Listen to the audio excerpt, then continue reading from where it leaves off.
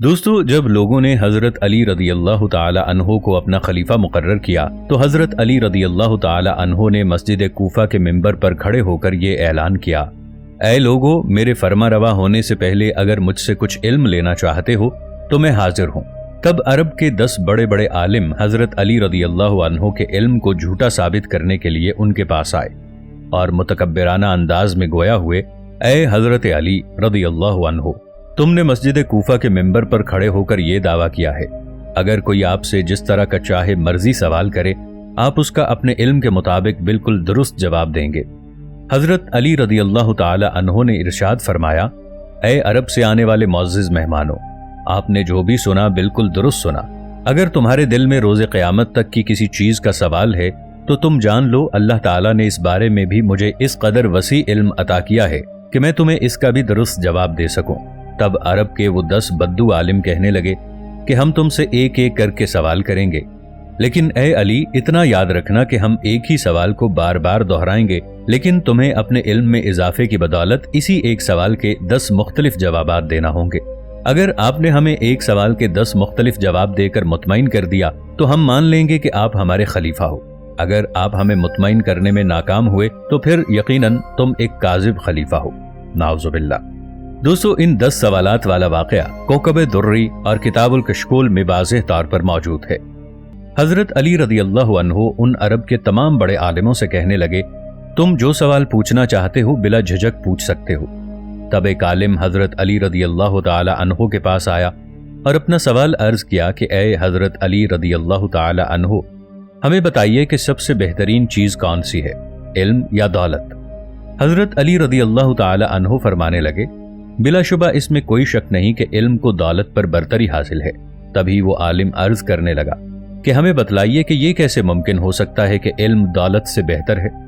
حضرت علی رضی اللہ تعالی عنہ نے ایک حیران کر دینے والا جواب دیا کہ اے ابن آدم، اگر تم دولت کو خرچ کرتے رہو گے تو وہ ایک دن ختم ہو جائے گی، جبکہ تم علم کو جتنا خرچ کرو گے وہ اتنا بڑھتا جائے گا۔ یہی وجہ ہے کہ علم کو دولت پر فوقیت حاصل ہے۔ یہ سن کر پہلا سوال کرنے والا شخص بہت متاثر ہوا اور عرض کرنے لگا: اے حضرت علی رضی اللہ عنہ، آپ نے میرا دل و دماغ مطمئن کر دیا ہے۔ تب دوسرا عالم آگے بڑھا اور اس نے اپنا وہی سوال دہرایا کہ کیا علم بہتر ہے یا دولت؟ حضرت علی رضی اللہ تعالی عنہ فرمانے لگے: اے ابن آدم، اس میں کوئی شک نہیں کہ علم دولت سے بہترین ہے۔ تو وہ سوالی بھی یہ سوال کرنے لگا کہ علم دولت سے کیسے بہتر ہو سکتا ہے؟ حضرت علی رضی اللہ تعالی عنہ فرمانے لگے کہ اے اللہ کے بندے، ایک مال و دولت والے آدمی سے اس کی دولت چرائی جا سکتی ہے، اس کا مال چوری ہو سکتا ہے، مگر ایک عالم سے اور اہل علم سے یہ چیز چرائی نہیں جا سکتی۔ اسی طرح تیسرا عالم آگے بڑھا اور اس نے اپنا وہی سوال دہرایا کہ اے حضرت علی رضی اللہ عنہ، ہمیں بتائیے کیا علم بہتر ہے یا مال و دولت بہتر ہے؟ حضرت علی کرم اللہ وجہہ نے جیسا کہ پہلے ان 2 آدمیوں کو جواب دیا تھا، اس کو بھی یہی جواب دیا: بے شک علم دولت سے بہتر ہے۔ تبھی وہ آدمی کہنے لگا کہ کوئی ایسی دلیل دیجئے جس سے میرا دماغ مطمئن ہو جائے۔ حضرت علی رضی اللہ عنہ ارشاد فرمانے لگے کہ جب آدمی مر جاتا ہے تو اس کی مال و دولت صرف اس کی اولاد تک محدود رہتی ہے۔ اگر کوئی علم والا مرے گا تو اس کا علم نہ صرف اس کی اولاد اور رشتہ داروں کے کام آئے گا بلکہ رہتی دنیا تک اس کا علم آگے بڑھتا رہے گا۔ چوتھا عالم حضرت علی رضی اللہ تعالی عنہ کی طرف بڑھا اور اس نے بھی یہی سوال کیا۔ حضرت علی رضی اللہ تعالی عنہ ارشاد فرمانے لگے: اے ابن آدم، انسان جب مر جاتا ہے اسے قبر میں اتارا جاتا ہے تو اس کے ساتھ اس کی دولت ختم ہو جاتی ہے اور رفتہ رفتہ وہ سب کے ذہنوں سے مٹنا شروع ہو جاتا ہے، جبکہ ایک عالم جو علم رکھتا ہے مرنے کے بعد بھی اس کا علم زندہ رہتا ہے اور اپنے علم کی بنا پر وہ لوگوں کے ذہنوں میں اور کتابوں میں ہمیشہ زندہ رہتا ہے۔ پانچویں عالم نے جب دوبارہ سے اپنا وہی سوال دہرایا تو حضرت علی رضی اللہ تعالی عنہ نے فرمایا: اے ابن آدم، دیکھنے میں سب سے زیادہ یہی آیا ہے کہ دولت مند آدمی کی اولاد بے انتہا بگڑی ہوتی ہے۔ زیادہ دولت ہونے کی وجہ سے وہ الٹے کاموں میں ملوث ہو جاتے ہیں، جیسے شراب نوشی، جوا اور دوسرے دیگر کام وغیرہ، جبکہ عالم کی اولاد نیک، نمازی اور فرما بردار ہوگی۔ چھٹے عالم نے وہی سوال حضرت علی رضی اللہ تعالی عنہ سے کیا تو آپ رضی اللہ عنہ نے فرمایا: جس انسان کے پاس مال و دولت زیادہ ہوگی اس کے اسی قدر دشمن زیادہ ہوں گے، جبکہ جس کے پاس علم ہوگا اس کے ارد گرد با اخلاق اور عالم لوگوں کا دائرہ ہوگا۔ 7वें आदमी के सवाल करने पर हजरत अली रदी अल्लाह ताला अन्हो ने फरमाया, ए इंसान, तुम जान लो कि जिस इंसान के पास दौलत ज्यादा होगी, लोग उससे दोस्ती सिर्फ उसकी दौलत के लालच में आकर करेंगे। जैसे ही उस इंसान की दौलत खत्म होगी तो उसके लालची और मतलबी दोस्त उसका साथ छोड़ देंगे। जबकि एक इल्म वाला इंसान जो आलिम होगा, उसके इर्द गिर्द अहबाब का हल्का बढ़ता ही जाएगा, और ये सब उसके इल्म की बदौलत होगा। 8वें आलिम को जवाब देते हुए हजरत अली रदी अल्लाह ताला अन्हो ने फरमाया कि दौलत ने तो फिरौन का भी अहाता किया हुआ था, और ये फिरौन की मीरास है, जबकि इल्म अल्लाह ताला के पैगंबरों की मीरास है। जब 9वें आलिम ने आगे बढ़कर यह सवाल किया कि इल्म की अहमियत ज्यादा है कि दौलत की अहमियत जिंदा है, तो हजरत अली रदी अल्लाह ताला अन्हो ने जवाब दिया, ए इब्ने आदम, अगर एक इंसान के पास बहुत ज्यादा दौलत आ जाए कि उसका कोई हिसाब किताब ना हो, तो वो इंसान अपने आप को खुदा समझने लगता है। गुरूर और तकब्बुर उसकी तबीयत का हिस्सा बन जाता है। लेकिन जिस मोमिन के पास अंबिया की तरह इल्म होता है, उसे बेशक हजरत इब्राहीम अलैहिस्सलाम की तरह जलती हुई आग में डाल दिया जाए तो फिर भी कहता है कि मेरा खुदा एक है, और मेरा खुदा बेशक अल्लाह वहदहू ला शरीक है।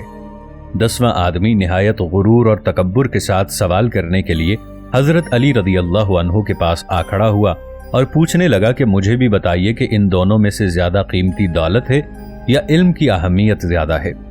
हजरत अली रदी अल्लाह अन्हु ने इरशाद फरमाया, उस आदमी को देखकर मुस्कुराए और निहायत नरमी और आजिज़ी से कहने लगे, ऐ इब्ने आदम, जब एक इंसान दौलत हासिल करने के चक्कर में लग जाता है तो हलाल और हराम की तमीज भुला देता है, और ये चीज उसे शैतान के बहुत ज्यादा करीब कर देती है।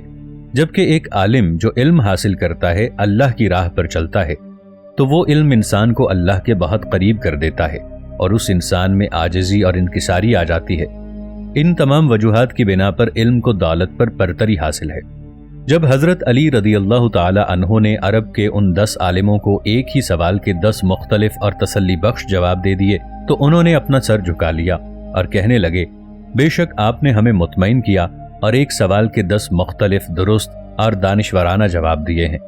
तो हजरत अली रदी अल्लाह अन्हो फरमाने लगे, ए खुदा के बंदो, अल्लाह ताला ने मुझे इस कदर इल्म अता फरमाया है कि तुम सारी जिंदगी मुझसे इसी एक सवाल के मुख्तलिफ जवाबात पूछते रहो, मैं फिर भी तुमको पहले से मुख्तलिफ और मुतमईन बख्श जवाब देता रहूंगा। उन 10 आलिमों ने जब हजरत अली रदी अल्लाह अन्हो की ये बात सुनी तो उन्होंने शिकस्त से अपने सर झुका लिए और हजरत अली रदी अल्लाह ताला अन्हो की खिलाफत का ऐलान किया कि हम आप रदी अल्लाह अन्हो को खलीफा मानते हैं। उन 10 आलिमों में से एक आलिम आगे आया और मायूसी से हजरत अली रदी अल्लाह ताला अन्हो से पूछने लगा, अगर इल्म दौलत से बेहतर है तो क्या हमें दौलत बिल्कुल हासिल नहीं करनी चाहिए? तो हजरत अली रदी अल्लाह ताला अन्हो ने कहा कि तुम इतनी दौलत हासिल करो जिससे तुम्हारी इज्जत और गैरत की हिफाजत हो सके।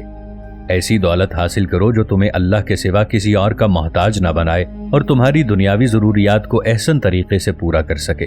अगर तुम्हारे पास दौलत तुम्हारी जरूरियात से ज्यादा है तो तुम्हें चाहिए कि तुम अल्लाह की बाकी मखलूकात को भी इसमें से हिस्सा दो। अल्लाह ताला ने कुरान मजीद में भी ये इरशाद फरमाया है कि ए ईमान वालो, जान लो तुम्हारा माल, तुम्हारी औलाद इस दुनिया में तुम्हारे लिए एक आजमाइश है। कहीं ऐसा न हो तुम्हारा माल और तुम्हारी औलाद तुम्हें अल्लाह की याद से गाफिल कर दे, और फिर जो ऐसा करेंगे वही क़यामत के दिन हमेशा हमेशा का नुकसान उठाने वालों में से होंगे। और जान लो कि क़यामत के दिन ना ही तुम्हारा माल और ना ही तुम्हारी औलाद तुम्हारे कुछ काम आएगी। इसलिए तुम्हारा हकीकी माल वही है जो तुम दुनिया में कमाओ और आखिरत में भी तुम्हारे काम आए। अल्लाह ताला हमें इल्म हासिल करने और रिज़्क़ हलाल कमाने की तौफीक अता फरमाए। आमीन।